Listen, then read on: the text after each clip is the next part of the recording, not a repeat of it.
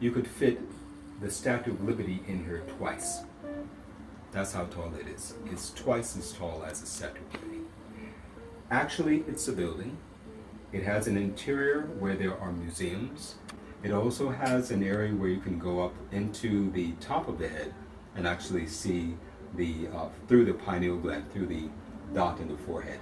So it's a huge structure. When you go out onto the left arm, you can actually stand in the palm of the Mother of Humanity, and there's a glass floor in her hand, so you could actually look down. It's going to be a very thrilling and for some kind of a scary experience, but it's going to be a lot of fun. It's an attraction.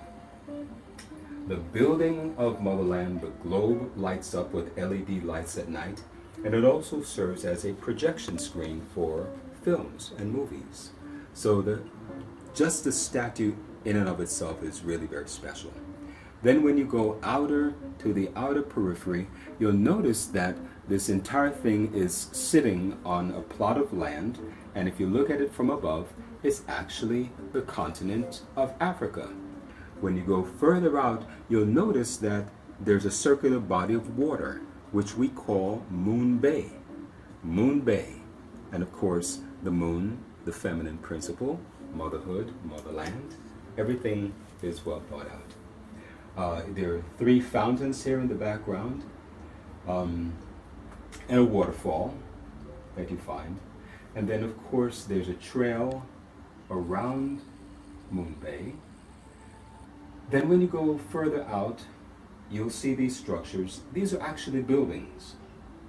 But if you notice how they're arranged in a circular pattern, and if you take a look at all of that, you're going to notice the same circular pattern that you see in the galaxy. When you look up and you see the spiral galaxies, that's the same thing.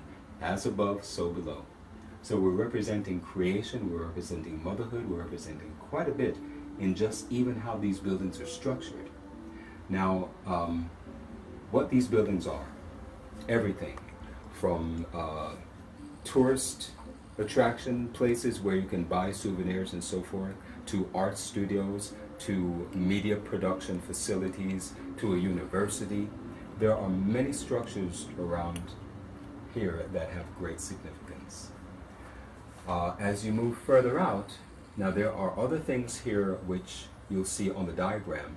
There are botanical gardens, there's a skate park, there's a lot of things here. There's zip rides, there's a zoo, a petting zoo. So there's a lot of interesting things around it. But now I want to direct your attention to the outer perimeter.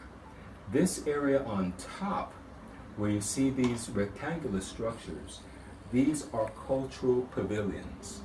Africa has 54 nations, and each of these buildings are going to represent a different African nation. Nigeria, Benin, Togo, Botswana, Ghana, all 54 are going to be represented here.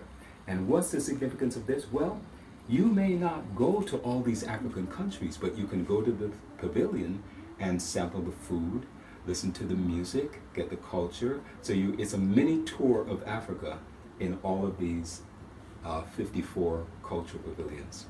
But look further. Look how they're arranged.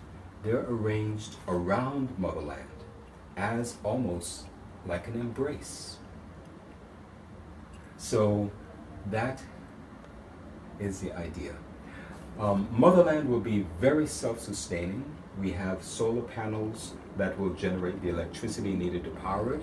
We are right here by the Atlantic Ocean, and we'll be using this water, desalinating it, and using it to supply drinking water for the entire facility.